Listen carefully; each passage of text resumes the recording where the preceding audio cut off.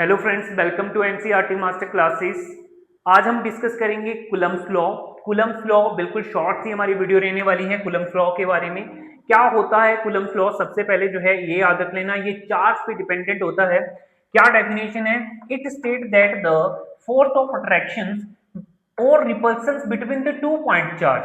देखो, एक point charge, अगर टू पॉइंट चार्ज या ले लिया जाए, मान लो क्यू पॉजिटिव क्यू नेगेटिव या क्यू पॉजिटिव क्यू पॉजिटिव ही ले लिया जाए, ये 1 है ये 2 है, तो क्या लिखा गया है? It state that the force of attraction और repulsion between the two point charge, इन दो पॉइंट चार्ज के बीच में अट्रैक्शन भी हो सकती है, रिपल्सन भी हो सकती है, बोलते हैं, और directly proportional to the product of its magnitude of the charge. ये किसके इक्वल होता है? ये डायरेक्टली फोर्स जो है कूलम्ब्स लॉ की अगर हम बात करें तो डायरेक्टली प्रोपोर्शनल होता है Q1 एंड Q2 के। जो चार्ज हमने Q1 और Q2 चार्ज दिया है इसके डायरेक्टली प्रोपोर्शनल होता है, इसको हम फर्स्ट इक्वेशन मान लेते हैं, और inversely proportional to the product of its square of the distance. ठीक है, तो inversely proportional to the 1/r का स्क्वायर। इनवर्सली प्रोपोर्शनल मतलब जो इन दोनों के बीच में जो डिस्टेंस होता है, इसका डिस्टेंस देखिए तो यहां से इसका डिस्टेंस जो है r पॉइंट पे है, इसका डिस्टेंस भी r पॉइंट में है, तो r का स्क्वायर हो जाता है।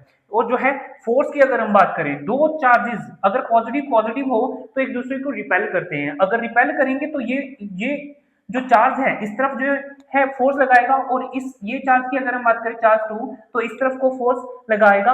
इस फोर्स को हम बोलते हैं, वेक्टर फॉर्म में लिखी गई है।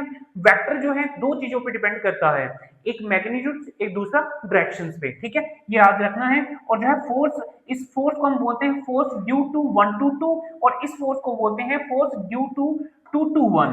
ठीक है, ये आपने याद रखना है। From first and second is equal to, देखो प्रोपोर्शनैलिटी का साइन ऐसे ही रहेगा, और Q1 upon Q2 upon R का स्क्वायर आ जाएगा। ठीक है, अगर प्रोपोर्शनैलिटी का साइन हटाएंगे तो F is equal to K आ जाएगा, या आप C भी लिख सकते हो, कांस्टेंट। इसको बोलते हैं हम K को जो है कूलम्ब्स कांस्टेंट। क्या बोलते हैं? कूलम्ब्स कांस्टेंट बोलते हैं। Q1 Q2 अपॉन R का स्क्वायर आ जाएगा।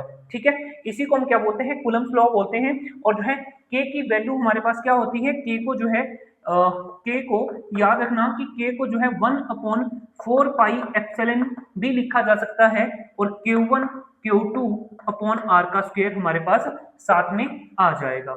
इसकी वैल्यू की अगर हम बात करें एप्सिलॉन नॉट की, तो आपने याद रखनी है, इसकी वैल्यू होती है 8.854 मल्टीप्लाई 10⁻⁻12 कूलम्ब स्क्वायर पर न्यूटन पर मीटर स्क्वायर। ठीक है, और जो है 1 अपॉन K की वैल्यू की अगर हम बात करें, देखो K को जो है 1/4 पाई एप्सिलॉन भी लिखा जा सकता है।